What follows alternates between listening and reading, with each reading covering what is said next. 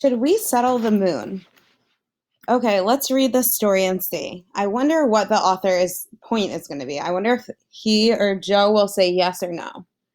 Whenever people say, let's shoot for the moon, they mean that anything is possible.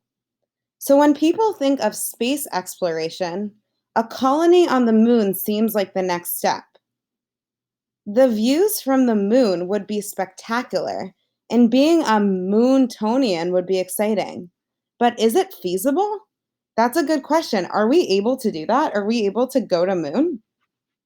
Let's start with the moon's surface, which is not an easy place for life to thrive. There is little atmosphere, so all air would have to be brought from Earth. The lack of atmosphere causes temperatures to vary greatly, from 232 degrees Fahrenheit during the day to negative 315 degrees Fahrenheit at night. And then there's radiation. Without a thick Earth like atmosphere to filter the sun's rays, radiation would sicken any colonist. Wow. So, in that paragraph, it seems like it's not an easy place for life to thrive. I'm going to highlight that because that's interesting. It seems like they're telling us there's little atmosphere and the temperatures are crazy. So, the lack of temperature would vary greatly. So, that would be a reason why it would not be good to live there because it gets really hot during the daytime and really cold at night. And also, there's radiation. And that would make any of the people who live there sick. It says it would sicken them. So I'm going to highlight that because that's telling us, oh, I don't think we want to get sick and live there. And what about water? True, there is ice below the moon's surface. If astronauts can mine the ice, they can melt it and use it to make oxygen and rocket fuel. But if the ice is unreachable, all water would have to be carted up to the moon, a cumbersome and unworkable task. So it's saying if the ice is not reachable, then we would have to carry all the water, which that's telling me I don't think I want to live there. It's cumbersome and unworkable. It doesn't seem like that's a good thing. But the biggest obstacle to living on the moon is the regolith.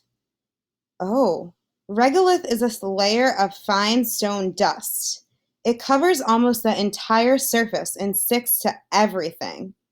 It can gum up a spacesuit, jam an engine, and ruin machines. Worst of all, if we couldn't find a way to keep it out of the colony, it would destroy the lungs of everyone living there. Oh my gosh, that does not sound good. I'm going to highlight that because that is not good. Regoloth is a fine stone dust, so it's really dusty, which isn't good for our lungs. So, will we ever have a moon colony? Never say never, but today our technology does not make the idea practical. So that just tells us the author's point. Technology is not practical. So it seems like the author gives us lots of reasons why we should not go to the moon.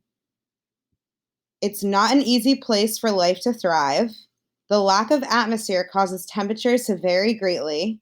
Radiation would sicken any colonists. All water would have to be carted up to the moon. All of this dust would destroy our lungs.